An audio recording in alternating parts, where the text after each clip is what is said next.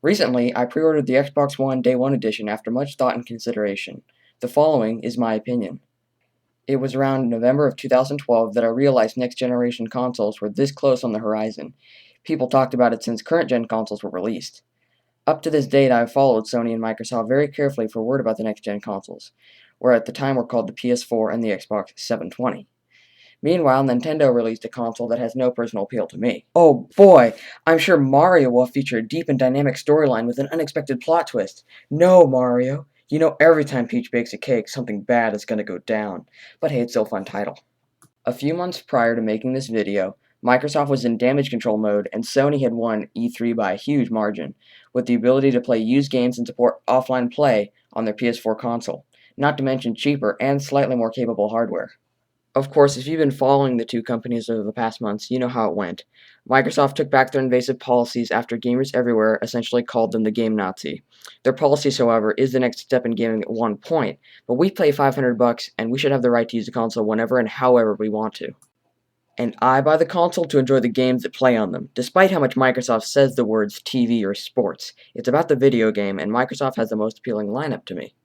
Not only does Microsoft have exclusives like Halo, Minecraft, Forza, Dead Rising, and the new Titanfall, but also games that are available on both consoles, such as Assassin's Creed, Elder Scrolls, Destiny, Battlefield, and another first-person shooter title that should not be mentioned that for some reason people find entertaining.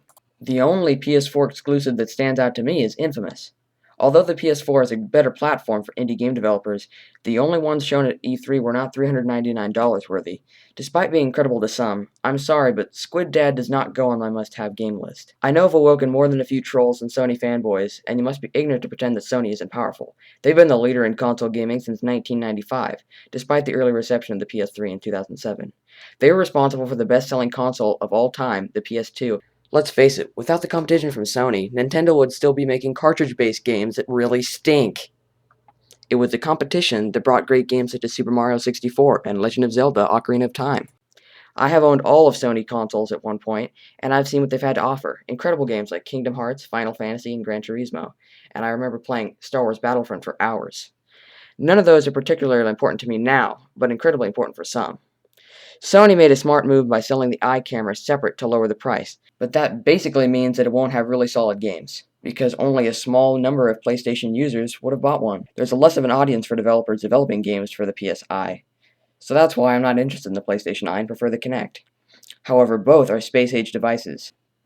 I realize that the privacy concerns on the Kinect could be a serious concern, but you also have to remember that you're using your cell phone, email, webcam, PC, and tablet device. PlayStation used to have free internet service, which was a major plus, although then the whole network got hacked, which was not so appealing. Now both companies charge for online service and both give away free game titles. I personally think the only difference that matters to me is the achievements versus the trophies. Which do you prefer? It was Microsoft's E3 game lineup. Do I want to support an American company? Yes.